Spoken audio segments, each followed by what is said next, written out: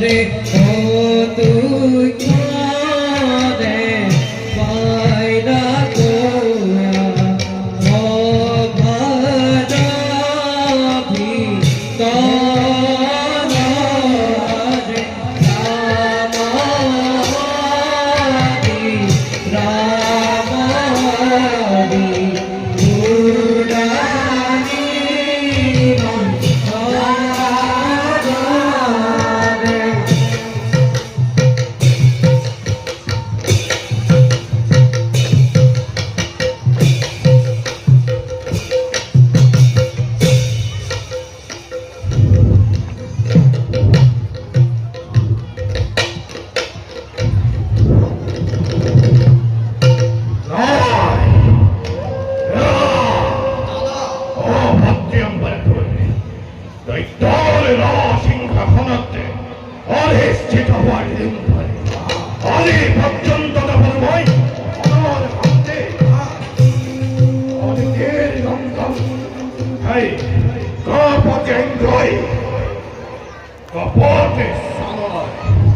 হস্তগত করে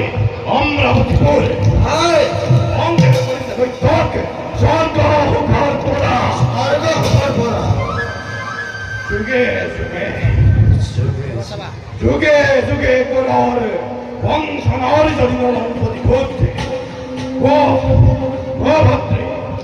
জীবন চুক্তি আসে এই ভিক্ষা কোথাতে বহল ও ভদ্রে জন্মিল আমি এই দৈত্যারগুলো হেই নিজ আধা কুন্তপুরি শিরকাল ঘৃণায় আখে কাপুর দেবতায় আর কি আমি আলাদা এটি হয় আক্রমণ করি ইন্দ্র আরো দেখো দানবর মাথাতে কি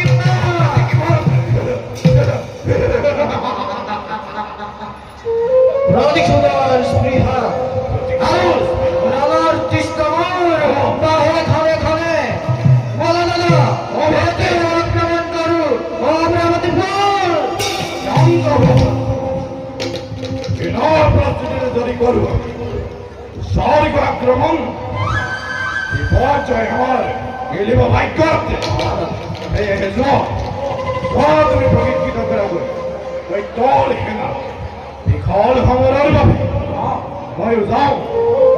মহাদেৱ আৰাধনাৰ হেতু সন্তুষ্ট কৰি মহাদেৱকে কঠোৰ তপস্যা আৰু মহাদেৱৰ লাভ কৰি লওঁ মই 10 বছর যাম কি ধরে রাখি সরিত পুরি হাই কিয়া দেবতাই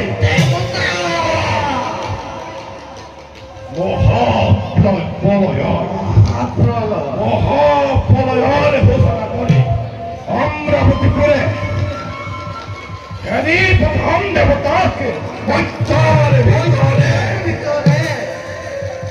দৈত্যের ভিতরে রক্ত নিশান ভবনারে লহরে লহরে অমরাবতী করে কিন্তু দাদা অভদ্রে যদি হে মহাদেবের দিকে মনোমত বল তেতিয়া দাদা তেতিয়া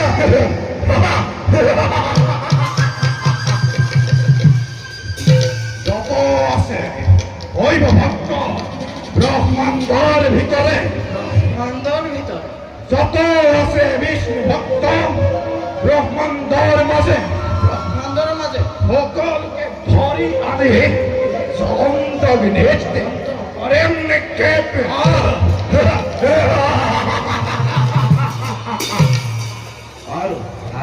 আর হিমানন্দ যদি মহাদেবে হয় হদয় তেতিয়া ভদ্রে দাদা ব্রহ্মা বিষ্ণু মহেশ্বর তিনিও কে ধরি আনে বলে কি দৈত্য কুন্দর অঙ্গাই শ্রী জগতের জাগ্রত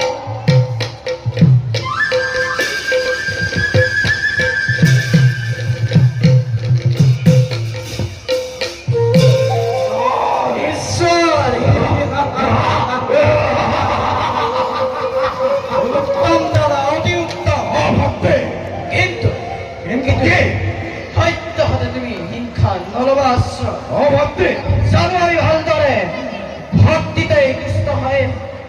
সমহংকয় অহংকার সেই যোৱা তুমি শিৱ ভাবতে আৰাধনাৰ হেতু আৰু ময়ো যাওঁ নিজ কৰ্তব্যত সমাগ্ৰহৰ ধন্যবাদ এই কথাটা বিভক্ত করু মহাদেবের আরাধনার হেতু বলো